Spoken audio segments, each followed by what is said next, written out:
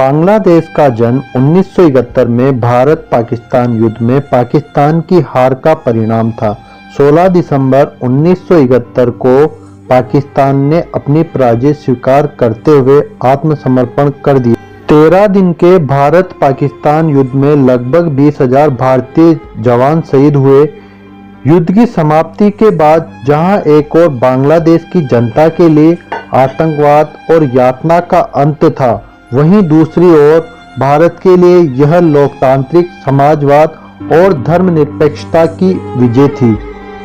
मार्च 1971 से दिसंबर 1971 के बीच भारत बांग्लादेश के संबंध एक खराब दौर से गुजर रहे थे, क्योंकि उस वक्त लगभग 1 करोड़ बांग्लादेशी शरणार्थी भारत में आ चुके थे और भारत सरकार द्वारा उन्हें वापस बांग्लादेश भेजने के लिए सभी प्रयास कर चुकी थी, लेकिन सरकार को इसमें कामयाबी नहीं मिली। इसके पीछे सरकार का उद्देश्य पूर्वी पाकिस्तान की समस्या का शांतिपूर्ण समाधान करना था, लेकिन पाकिस्तान के सैनिक राष्ट्रपति याह्या खान ने युद्ध का मार्ग चुना, जिसमें पाकिस्तान की हार हुई और सत्ता जुल्फिकार अली भुट्टो को सौंपनी पड़ी, जिसके बाद प्रधानमंत्री इंदिरा गांधी तथा बांग्लादेश के कार्यवाहक राष्ट्रपति नजरुल इस्लाम के बीच एक संधि हुई, जिसमें बांग्लादेश को पाकिस्तान से स्वतंत्र कराने के लिए संयुक्त रूप से एक भारत मुक्ति वाहिनी की कमान स्थापित की जाएगी, जो एक भारतीय सेनापति के अधीन होगी।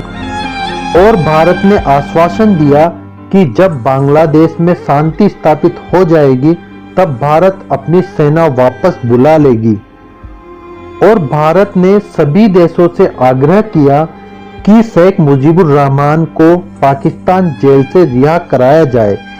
इसी दबाव के कारण शेख मुजीबुर रहमान को 8 जनवरी 1972 को पाकिस्तान जेल से मुक्त करना पड़ा और 10 जनवरी को ढाका में औपचारिक रूप से बांग्लादेश का प्रधानमंत्री का पद संभाला। भारत और बांग्लादेश के संबंधों की बात करें तो भारत बांग्लादेश के साथ भी साझा इतिहास, धर्म, भाषा, संस्कृति और आज़ादी की साझी विरासत के साथ में जुड़ा हुआ है।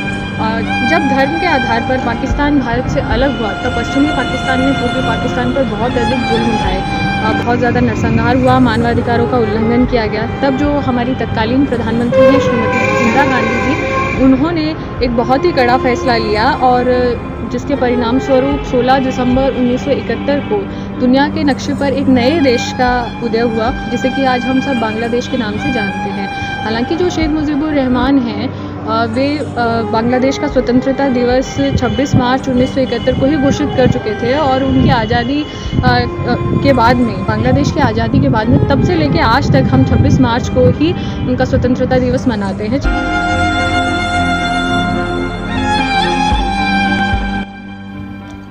मार्च 1972 में प्रधानमंत्री इंदिरा गांधी ढाका गई और 19 मार्च को मैत्री संधि पर हस्ताक्षर किए और भारत ने आश्वासन दिया कि संयुक्त राष्ट्र में बांग्लादेश की सदस्यता सुनिश्चित करवाने के लिए भारत अपना संपूर्ण सहयोग करेगा और भारत बांग्लादेश मिलकर हिंद महासागर को परमाणु मुक्त क्षेत्र घोषित कराने का संपूर्ण प्रयास करेगा।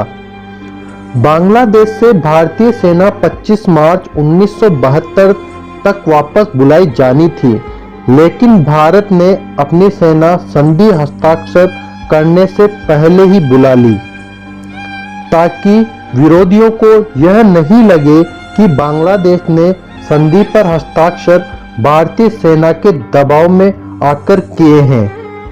संधि की प्रस्तावना में लिखा था कि भारत बांग्लादेश मैत्री का आधार बांग्लादेश की स्वतंत्रता के लिए दोनों देशों द्वारा किया गया बलिदान है। भारत बांग्लादेश संधि के संपन्न होने पर पाकिस्तान ने अपनी चिंता व्यक्त करते हुए इसे एक सैनिक गठबंधन की संज्ञा दे डाली।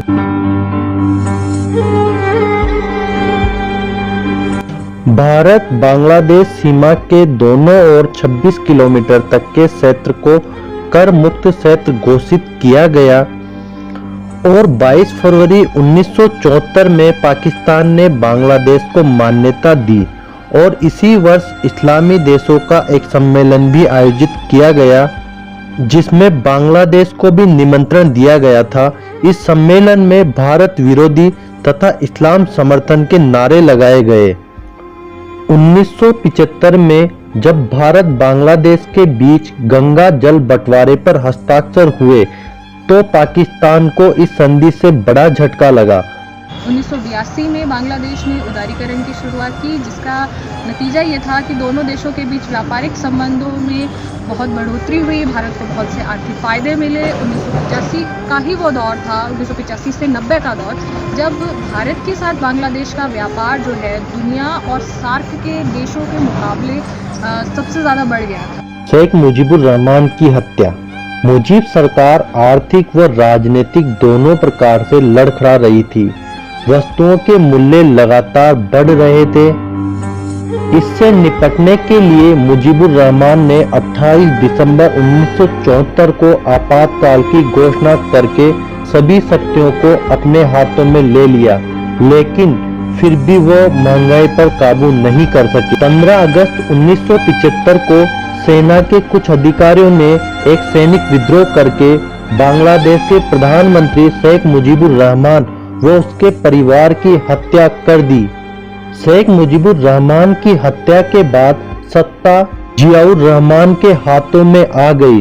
जियाउर रहमान ने पाकिस्तान की तर्ज पर बांग्लादेश को भी एक इस्लामी देश घोषित कर दिया और राजधर्म इस्लाम घोषित कर दिया, लेकिन यह तानाशाही ज्यादा दिन नहीं चली और मई 1981 में जियाउर रहमान की भी हत्या कर दी गई। जियाउर रहमान के बाद लेफ्टिनेंट जनरल HM इरशाद सत्ता में आए। उन्होंने भी देश को इस्लामी आधार पर चलाने का प्रयास किया।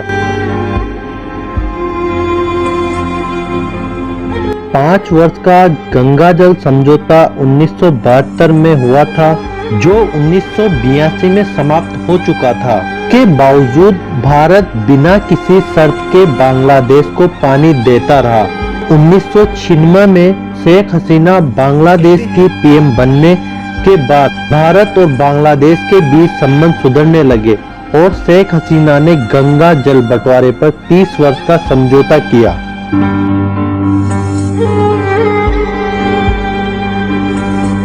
आर्थिक दृष्टि से पिछड़े हुए बांग्लादेशी बहुत ही बड़ी संख्या में अवैध रूप से भारत में आ गए, जो भारत के लिए एक गंभीर समस्या है। कभी कभी सांप्रदायिक तनाव के कारण भी गैर मुस्लिम भी अवैध रूप से भारत आ जाते हैं। एक अनुमान के अनुसार अकेले दिल्ली में 4 लाख से ज्यादा अवैध बांग्लादेशी रहते हैं।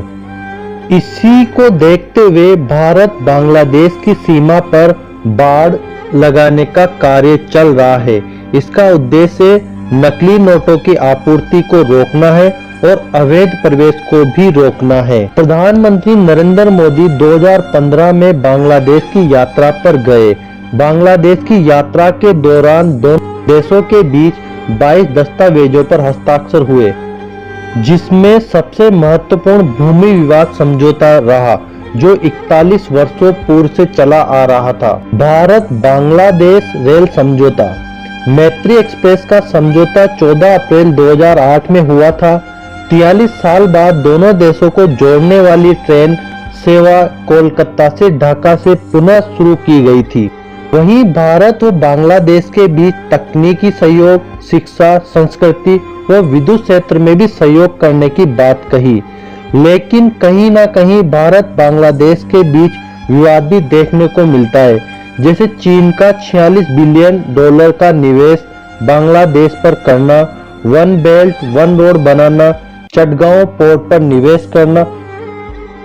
देश जो है आपस में लगभग 4000 किलोमीटर की बाउंड्री जो है शेयर करते हैं, लेकिन ये सीमा जो है जातीय संघर्ष, घुसपैठ और नकली मुद्रा से जो है खासी प्रभावित रही है। दोनों देशों के संबंधों में बहुत सी चुनौतियां भी हैं, जैसे सीमा विवाद, असम में अवैध प्रवासियों की समस्या, रोहिंग्या की समस्या, तीस्ता नदी जल विवाद।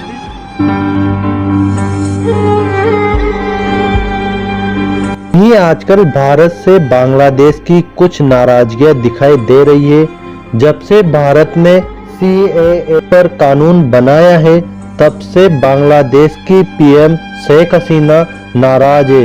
उनका कहना है कि इस कानून के हिसाब से बांग्लादेश में हिंदुओं का शोषण किया जा रहा है, जो बिल्कुल गलत है। मैं इस कानून का विरोध करती हूँ। जबकि जवाब में भारत ने कहा, ये भारत का निजी मामला है। हाल ही में प्रधानमंत्री नरेंद्र मोदी 25 मार्च 2021 को 2 दिवसीय बांग्लादेश के दौरे पर गए थे, जहां पर बांग्लादेश की जनता ने उनका विरोध किया और काले झंडे दिखाए।